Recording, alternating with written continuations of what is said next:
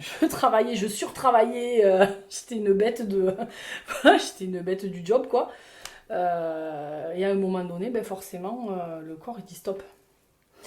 Et je ne l'ai pas vu arriver. Et j'ai eu super peur, en fait. Parce que enfin, moi, on m'a éduqué à pas plier, quand même. Hein. Jamais.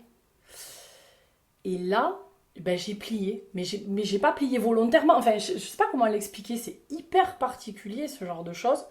Parce qu'en fait, on se sent, enfin, on sent qu'on part à la dérive hein, quand même, on est plus tendu, on est plus... On sent qu'il y a quelque chose qui va pas, mais bon, des fois on se dit, bon, je suis un peu énervée, bon, ça va passer. Mais là, ce matin-là, ben, j'aurais oublié ma fille. Ben, déjà, j'ai failli l'oublier à l'école, donc voilà. Mais voilà, j'aurais oublié ma fille, et je suis arrivée au bureau, alors moi qui connais tous les numéros de téléphone par cœur, tous les codes secrets par cœur, tous les trucs, blablabla. Je me suis retrouvée devant l'ordinateur, et ben, j'avais allumé, ça va, encore le bouton, mais après, un blanc. Et je suis restée comme une crème devant mon écran.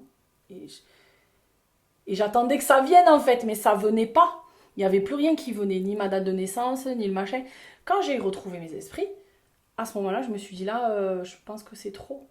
Et qu'il faut que tu rentres à la maison. Donc j'ai passé la journée la plus pourrie de ma vie. Ah, ça, c'est un souvenir. J'ai passé la journée la plus pourrie de ma vie et je suis rentrée chez moi, je suis allée direct chez le médecin. J'ai dit là, c'est plus possible. J'ai fondu en larmes, j'ai tout fait quoi. Bon, voilà. C'est le vrai décrochage du le truc qui a pété, quoi.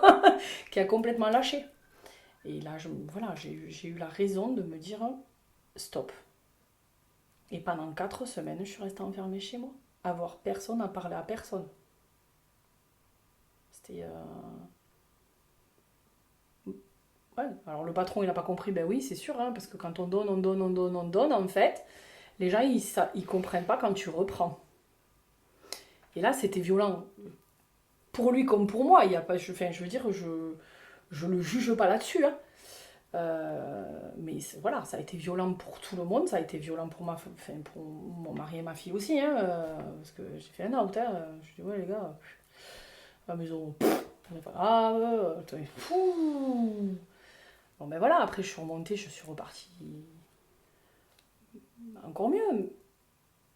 Mais ouais, c'est en fait c'est flippant quand tu maîtrises plus et que c'est ton corps, ton cerveau qui te disent bah voilà maintenant c'est fini. Est-ce que ce burn-out a eu une incidence sur ta façon de travailler par la suite? Alors au début oui, parce que j'ai essayé de respecter les horaires, de faire les pauses entre midi et deux et tout machin, et puis chasse le naturel, il revient au galop. Tu voilà. Par contre maintenant je fais attention. Il y a des choses que il y a des choses auxquelles je fais attention. Par exemple d'avoir deux téléphones, un téléphone professionnel, un téléphone privé. Comme ça, là je sais, mais c'est pas le psy ou que personne me l'a dit ça. C'est moi qui me suis dit au moins comme ça tu peux le couper.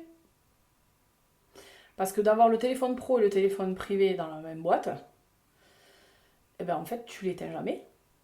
Pour X ou Y raison. T'as peur que quelqu'un t'appelle, qu'il y ait un problème dans ta famille, machin, machin. Mais en fait, c'est un client qui t'appelle un dimanche matin hein, à 3 heures du matin. Parce qu'il a mis sa voiture dans un platane et qui se souvient plus du numéro de l'assistance. Alors c'est cool. Je veux bien être dans le don de soi, mais quand même à un moment donné, faut calmer le jeu, quoi. Et donc voilà, voilà, j'ai fait des petits réglages qui font que quand même j'arrive à gérer un peu le truc. Parce qu'après, après, je sais pas. Enfin, je veux pas me lancer des fleurs et loin de là, mais je sais pas m'arrêter. Et on me le reproche très souvent d'ailleurs.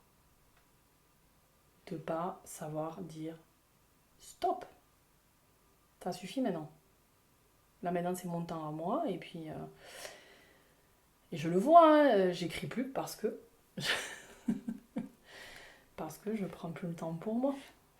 Mais ça reviendra. Enfin, je suis pleine d'espoir là-dessus. Je me dis qu'un jour, je retrouverai un peu de plénitude et de sérénitude ou de calme. Mais dès que j'aurai mis un peu plus sur les rails mon, mon travail, quoi.